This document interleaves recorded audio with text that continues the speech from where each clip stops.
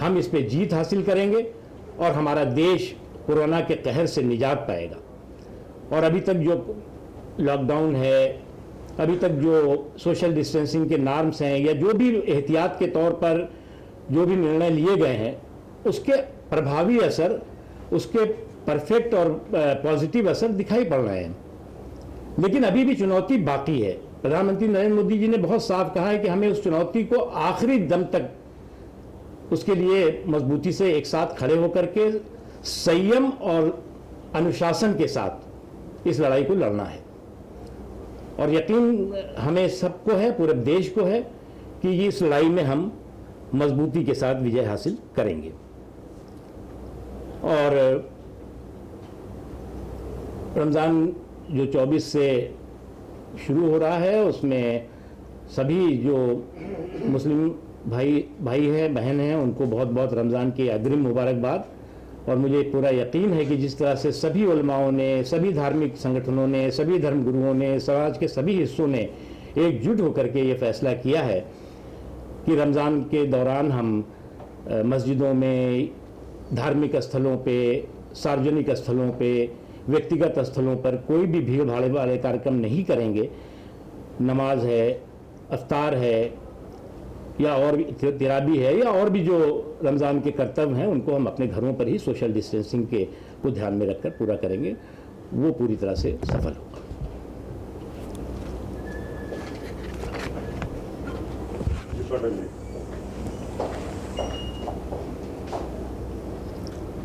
नकवी साहब, आबदी ज़हरानी के बाद रियाद के जो स्कॉलर थे, अब कुवैत के एक और स्कॉलर हैं अब्दुल्ला अल शर्किया, उन्होंने कहा कि भारत में जिस तरह से मुसलमानों के ऊपर शोषण किया जा रहा है, उसके बाद मानवाधिकार संगठनों के साथ अब मिलकर आवाज़ खड़ी करनी होगी। और साथ ही साथ उन्होंने कहा कि भारत के जो प्रोडक्ट्स हैं उनका जो बहिष्कार कर सकते हैं। देखिए, भारत अल्पसंख्यकों के लिए, मुसलमानों के लिए स्वर्ग है।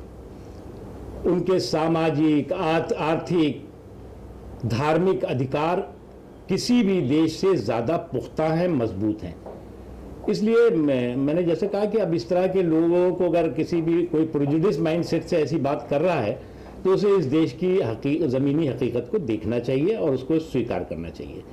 जहाँ तक सवाल है, इस मुल्क में इतनी बड़ी तादाद में मुस्लिम समाज रहता है, उसकी शैक्षणिक हालात, आर्थिक हालात, सामाजिक हालात, इन 5 सालों में, 5-5.5 सालों में उसका आप आकलन करके देख लीजिए।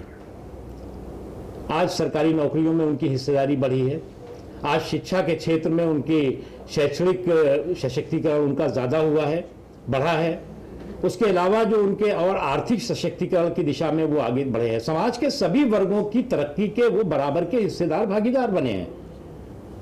अगर देश तरक्की कर रहा है तो वो भी तरक्की कर रहे हैं, देश की तरक्की के हिस्सेदार भागी। इसीलिए मैंने कहा कि हमारे लिए जो है वो सेकुलरिज्म और हार्मोनी और टॉलरेंस आल्सो, वो कोई पॉलिटिकल फैशन नहीं है, बल्कि परफेक्ट पैशन है। और उस पैशन के जुनून और जज्बे के साथ हम काम कर रहे हैं। सर इसी से एक जुड़ा सवाल है, ये OIC ने भी क्रिटिसिज्म किया है इंडिया का on this issue of Islamophobia. इस पे आपको क्या? देखिए, हम अपना काम कर रहे हैं और हम अपना काम मजबूती के साथ कर रहे हैं। जो प्रधानमंत्री जब कभी भी खड़े होते हैं, बात करते हैं, तो वो 130 करोड़ हिंदुस्तानियों की बात करते हैं। 130 करोड़, मोदी जी हमेशा 130 करोड़ हिंदुस्तानियों के हितों की बात करते हैं। 130 करोड़ लोगों की आंखों में खुशी और उनकी जिंदगी में खुशहाली आए, इसके लिए बात करते हैं। अगर ये किसी को नहीं दिख रहा है तो ये उनकी अपनी समस्या है। हिंदुस्तान का मुसलमान, हिंदुस्तान का अल्पसंख्यक, हिंदुस्तान के समाज का सभी वर्ग खुश है और वो उस खुशहाली के साथ अपनी ज़िंदगी को आगे बढ़ा रहा है। और जो लोग इस तरह के माहौल को ख़राब करने की कोशिश कर रहे हैं, वो किसी भी तौर से हिंदुस्तान के मुसलमानों के दोस्त नहीं हो सकते। सर, कहता है फिरोज बख्त अहमद, उन्होंने कहा कि रमज़ान की वजह से ये जो लॉकडाउन का पीरियड है, इसको 24 मई तक के लिए एक्सटेंड कर देना चाहिए। देखिए, पहली बात यह है कि सरकार को क्या करना है वो सरकार समय पर, हर समय पे करेगी।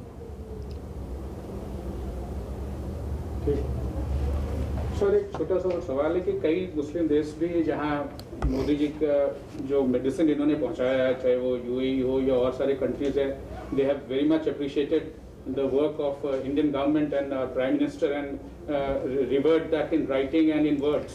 देखिए, प्रधानमंत्री नरेंद्र मोदी जी न केवल हमारे देश के लोगों के सेहत और सलामती के लिए मजबूती के साथ, ईमानदारी के साथ परिश्रम भी कर रहे हैं, प्रयास भी कर रहे हैं और उसके परिणाम भी दिखाई पड़ रहे हैं, बल्कि जो हमारे अड़ोस पड़ोस के लोग हैं, जो आसपास के लोग हैं, जिनको जो ज़रूरतें हैं और भारत जिन ज़रूरतों को पूरा कर सकता है उसमें भी अग्रणी भूमिका निभा रहे हैं। और जिसका नतीजा है कि अगर आप दुनिया के तमाम मुल्कों को देखें तो दुनिया के तमाम देशों ने प्रधानमंत्री नरेंद्र मोदी जी का और भारत का शुक्रिया अदा किया है और उनके इस जुनून और जज्बे को सलाम किया है। सर, यदि पाकिस्तान से कोई फॉर्मल एप्लीकेशन इसके लिए आए, चाहे वो दवाई के लिए या कुछ और सहायता के लिए, तो हमारी मैं इस पे अभी कुछ नहीं। थैंक यू भैया। Thank you.